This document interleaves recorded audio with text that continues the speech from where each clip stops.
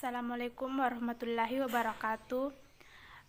Saya atas nama Mediana NIM 21022222213. Yang pertama yaitu 1. Jelaskan apa yang dimaksud dengan pemurnian dan pembaharuan dalam Islam, serta dalam hal apa keduanya dapat diberlakukan.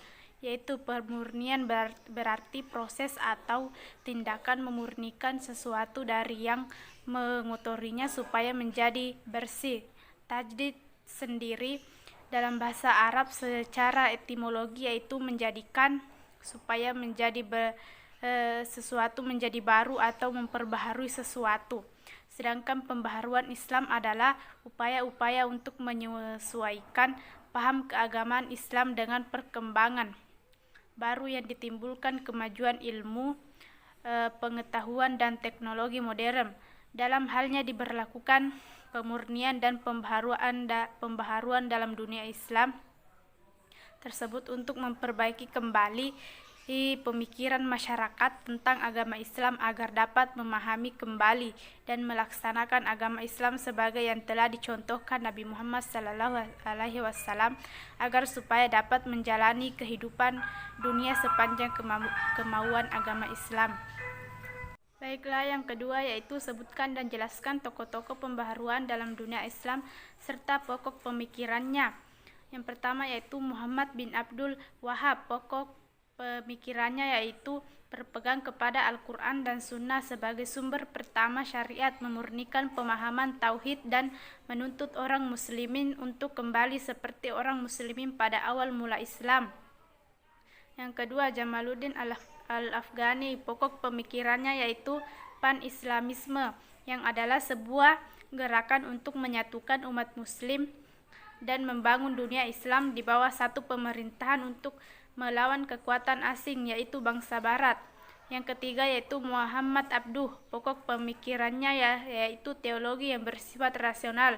Menurutnya Islam adalah agama yang rasional, agama yang sejalan dengan akal, bahkan agama yang didasarkan atas akal.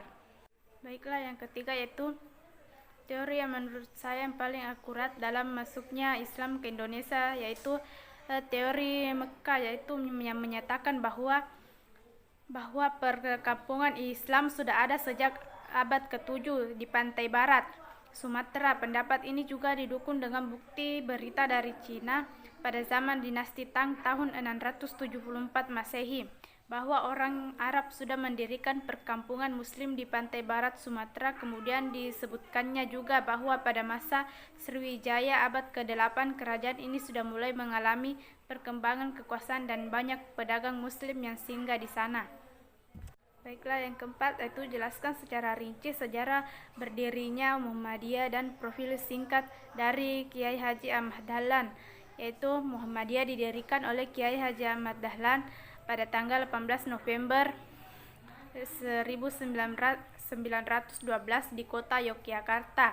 Faktor pendorong kelahiran Muhammadiyah bermula dari beberapa kegelisahan dan keprihatinan sosial, religius, dan moral.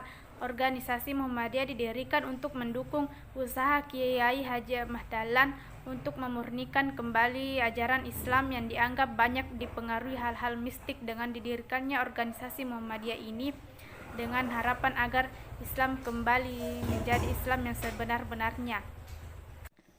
Baiklah, profil Kiai Haji Ahmad Dahlan. Kiai Haji Ahmad Dahlan atau Muhammad Darwis lahir pada tanggal 1 Agustus 1868 di Kauman, Yogyakarta. Ia adalah seorang ulama besar yang bergelar pahlawan Indonesia yang merupakan pendiri Muhammadiyah. Dia adalah putra keempat dari 7 bersaudara dari keluarga Kiai Haji Abu Bakar.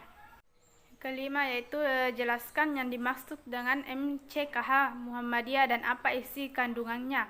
MCKH yaitu matan keyakinan dan cita-cita hidup Muhammadiyah atau yang lebih dikenal MCKH, mengandung prinsip-prinsip dasar pandangan Muhammadiyah yang bersifat ideologis, paham agama, dan bagaimana fungsi dan misi Muhammadiyah dimanifestasikan dalam kerangka Negara Kesatuan Republik Indonesia. Yang keenam yaitu jelaskan hakikat dan sifat Muhammadiyah yang Anda pahami. Pertama, hakikat Muhammadiyah. Muhammadiyah sebagai gerakan pemurnian, yaitu Muhammadiyah berkomitmen untuk memurnikan ibadah dari unsur-unsur bid'ah dan membersihkan akidah dari kemusyrikan dan membangun masyarakat Indonesia menjadi masyarakat yang rasional, ilmiah, modern dan bekerja keras dan mempunyai spiritual yang tinggi kepada Allah Subhanahu wa taala.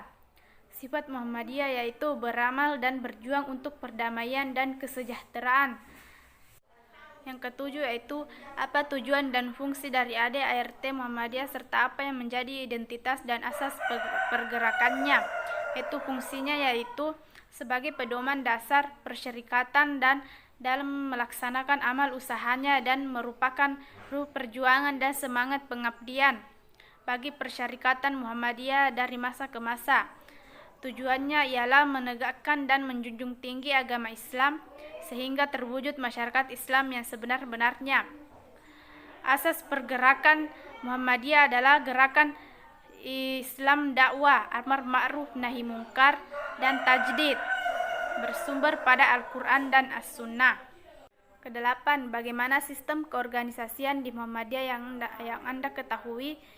Di Muhammadiyah ada namanya sistem paham yang memiliki 4 unsur penting, yaitu keyakinan hidup, tujuan hidup, ajaran-ajaran hidup, dan yang keempat adalah langkah-langkah serta cara yang dilakukan untuk menempuh tujuan hidup. Yang kesembilan, organisasi otonom Muhammadiyah ialah organisasi atau badan yang dibentuk oleh Persyarikatan Muhammadiyah dengan bimbingan dan pengawasan, diberi hak dan kewajiban untuk mengatur rumah tangga sendiri dan membina warga Persyarikatan Muhammadiyah. Ortom Muhammadiyah adalah Aisyah, Pemuda Muhammadiyah, Nasyiatul Aisyah, Ikatan Pemuda Muhammadiyah, Ikatan Mahasiswa Muhammadiyah, Tapak Suci. Baiklah, yang ke-10 yaitu perbedaan antara Muhammadiyah, NU, dan Wahdah Islamiyah.